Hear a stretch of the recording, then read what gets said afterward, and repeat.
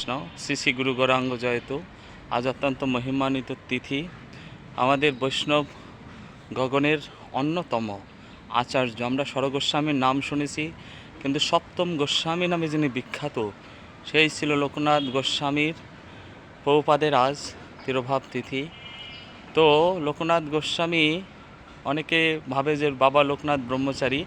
না, আসলে ইনি হচ্ছেন লোকনাথ ব্রহ্মচারী হচ্ছেন বারোদি ধামের সিদ্ধযোগী মহাপুরুষ, আর লোকনাথ গোস্বামী হচ্ছে আমাদের গৌড়ীয় গগনের অন্যতম আচার্য ছিল নরোত্তম দাস ঠাকুরের গুরুদেব।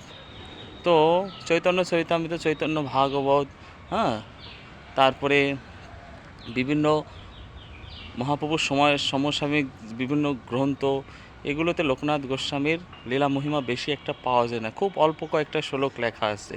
আমি সংক্ষেপে বলছি, আমাদের এই যে ফরিদপুরের পাশের জেলা মাগুরা জেলার আরপাড়া, চুকিনগর, ওখানে লোকনাথ গোস্বামীর আবির্ভাব স্থান। তো 2016 সাল থেকে আমি আরপাড়া রেগুলার প্রচারের কাজে যেতাম। তো ওখানে আমি দেখেছিলাম একটা পুরানো দোতলা ভবন ছিল, জমিদারি ভবন। লোকনাথ গোস্বামী আজ থেকে 550 বছর পূর্বে ওখানেই জমিদার বংশে আবির্ভূত হন। তার পিতা ছিলেন ওখানকার এলাকার একজন ধনাঢ্য জমিদার এবং ধনী দানশীল ব্যক্তিত্ব। উনি অল্প বয়সী ত্যাগ বৈরাগ্যের মাধ্যমে বৃন্দাবনে চলে যান।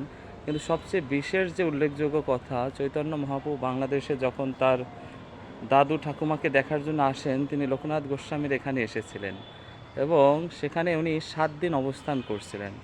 এই কারণে মাগুরাবাসী যারা আছেন, আপনারা অত্যন্ত ধন্যবান, কারণ মহাপ্রভু ওখানে এসেছেন, মহাপ্রভুর পার্শ্বদ এসেছেন। তো লোকনাথ গোস্বামীর ধামটা ইতিমধ্যে অন্যদের হাতে স্থানান্তরিত হয়ে গেছে, তবে 100% জায়গা রাখা হয়েছে ওনার একটা স্মৃতি মন্দির হিসাবে। তার পাশেই বাবাজি মহারাজদের মন্দির রয়েছে, তারা সেবা পূজা করেন। আর সবচেয়ে আনন্দের সংবাদ যে ওখানে আমাদের একটা ইস্কন মন্দির হয়েছে, সেটা বিবেক বিশ্বাস প্রভুর সাথে আমার দীর্ঘদিনের সম্পর্ক।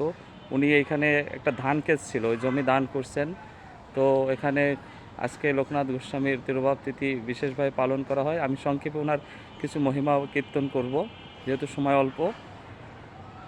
তো উনি এত বৈরাগ্যশীল ছিলেন, ভজনশীল ছিলেন। লোকনাথ গোস্বামীর প্রিয় শিষ্য ছিল নরোত্তম দাস ঠাকুর। উনি রাজশাহী খেতুর ধামে শ্রীপাঠে আবির্ভূত হয়েছিলেন।